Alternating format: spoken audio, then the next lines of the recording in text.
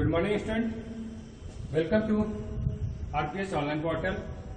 Today, I will discuss in class 6 computer memory representation. Memory को कैसे हम लोग रिप्रेजेंट करते हैं. प्रीवियस क्लासेस में हम लोग क्या पढ़े थे? हार्डवेयर सॉफ्टवेयर के बारे में पढ़े थे. ठीक है. Primary memory, secondary primary memory के बारे में जाना था, रैम और रोम के बारे में. आज हम लोग डिस्कस करेंगे मेमोरी को कैसे हम लोग रिप्रेजेंट करते हैं. अब आप बताइए मेमोरी क्या होता है. जब भी किसी भी, आपको पहले बता चुके हैं, प्रीवियस वीडियो में आपने देखा होगा कि किसी भी इंफॉर्मेशन को सेव करने के लिए जिस प्लेस का हम लोग यूज करते हैं वो मेमोरी होता है. तो मेमोरी क्या होता है? इंफॉर्मेशन को सेव करते हैं, वो मेमोरी होता है. अब हम लोग आते हैं कि मेमोरी को रिप्रेजेंट कैसे करते हैं. क्लियर?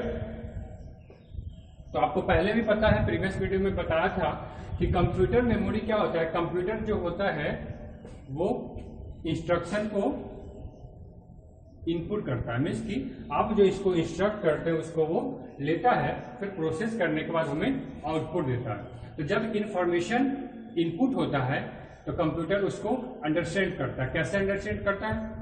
जो हम लोग लिखते हैं, जो हम लोग टाइप करते हैं, वो उसको नहीं समझ में आता. वो सिर्फ 0 और 1 को समझता है, जिसको हम लोग बिट्स बोलते हैं. ठीक है, बिट्स, BITS, बिट्स. इंफॉर्मेशन जो हम लोग उसको देते हैं वो कंप्यूटर उसको क्या समझता है? बिट्स में समझता है, 0 और 1 में. तो वही 0 और 1 मिलकर के मेमोरी का को डिजाइन करता है. अब हम आपको बताते हैं. सबसे पहले तो आपको बताते हैं कि बिट्स क्या होता है. तो आप ऐसे लिख सकते हैं, information in the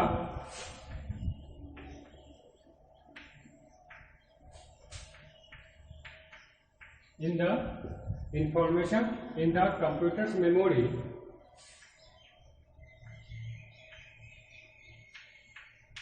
information in the computer's memory is stored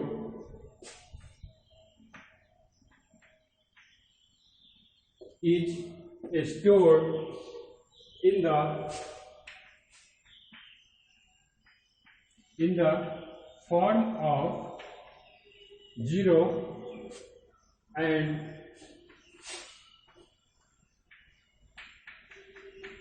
1. ठीक है, it's called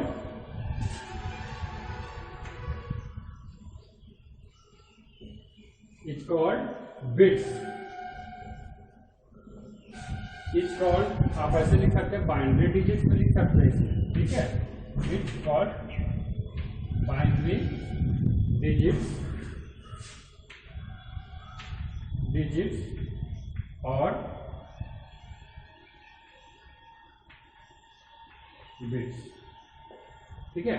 अब देखिए यहाँ पे क्लियर है कि information in the computer memory is stored. जब भी कोई इंफॉर्मेशन स्टोर होता है वो कैसे होता है, किस फॉर्म में होता है? 0 और 1.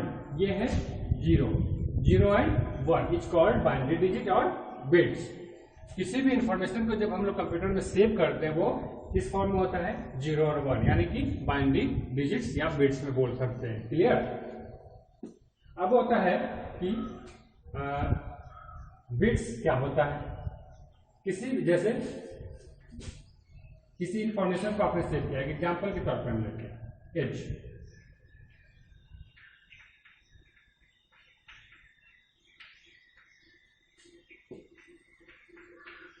ये हो गया आपका बिट्स.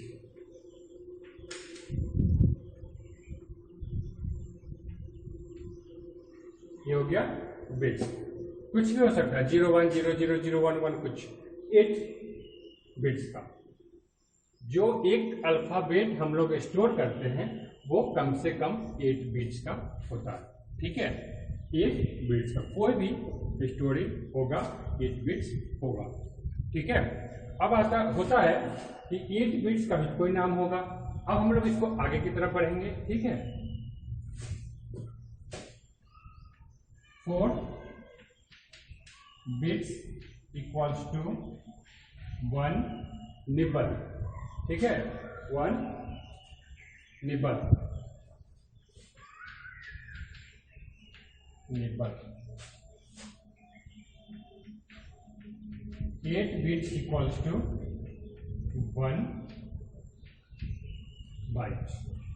अब हम लोग इसको ऐसे कह सकते हैं कि जो एक अल्फाबेट या कोई भी एक कैरेक्टर लेटर स्टोर होता है वो 1 बाइट का होता है। Clear? 8 bit equals to 1 byte. अब यही जो है प्रोसेसिंग आगे बढ़ता है। तो इसमें एक क्वेश्चन का आपका आंसर हो सकता है ऑब्जेक्टिव कि smallest unit of computer memory, सबसे स्मॉलेस्ट यूनिट कंप्यूटर मेमोरी का क्या है? तो वो है बिट्स, जिसके थ्रू कंप्यूटर मेमोरी को हम लोग मेजरमेंट करते हैं। ठीक है, सबसे स्मॉलेस्ट यूनिट बिट्स होता है। ठीक है, अब यहां आते हैं 324 byte equals to 1 KB, kilo bytes. ठीक है, kilo bytes. 324 KB equals to 1 MB। आपने MB का तो नाम सुना होगा। कोई भी सॉन्ग, कोई भी वीडियो या कोई भी इंफॉर्मेशन जब हम लोग कंप्यूटर मेमोरी में सेव करते हैं तो वो क्या पूछता है या क्या बताता है कि कितने MB का है। तो यही होता है, कितना MB का होगा। अब उसका बाइट में या बिट्स में कन्वर्ट कर सकते हैं। तो 324 KB equals to 1 MB। MB का full form mega byte, mega byte. 324 MB equals to 1 GB। ठीक है, 324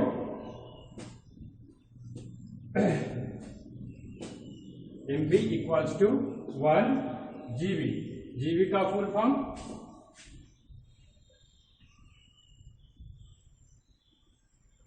गीगाबाइट। ठीक है, 324 GB equals to 1 TB। 1 TB means terabyte. ठीक है, टेराबाइट। ये सब यूनिट्स हो गए जिसके थ्रू कंप्यूटर मेमोरी का मेजरमेंट होता है। सबसे स्मॉलेस्ट यूनिट यही है। ये आपको ऑब्जेक्टिव क्वेश्चंस में भी हो सकते हैं। यह रहता है कि स्मॉलेस्ट यूनिट कंप्यूटर मेमोरी का क्या होता है, वो 4 बिट्स होता है और 4 बिट्स इक्वल्स टू 1 निबल होता है। 8 बिट इक्वल्स टू 1 बाइट होता है। ठीक है, तो combination of 8 bits is called byte. आपका एक डिफिनेशन भी बन जाएगा। अगर बाइट का एग्जाम्पल, बाइट का अगर डिफिनेशन लिखना है तो क्या आप लिख सकते हैं? Combination of 8 bits equal called 1 byte या सिर्फ बाइट। ठीक है, इससे भी आगे अब मेमोरी का मेजरमेंट होने लगा है। जैसे आप टेराबाइट के बाद अगर आप जानना चाहें तो क्या होता है? पेटाबाइट। 10 से 24 TB equals to 1 PB।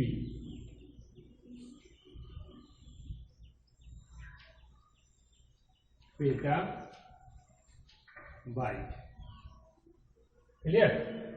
PB petabyte. उसका एक्साबाइट होता है, जेटाबाइट होता है और बहुत सारे होंगे। जेटाबाइट होंगे, एक्साबाइट होंगे और योटाबाइट होंगे।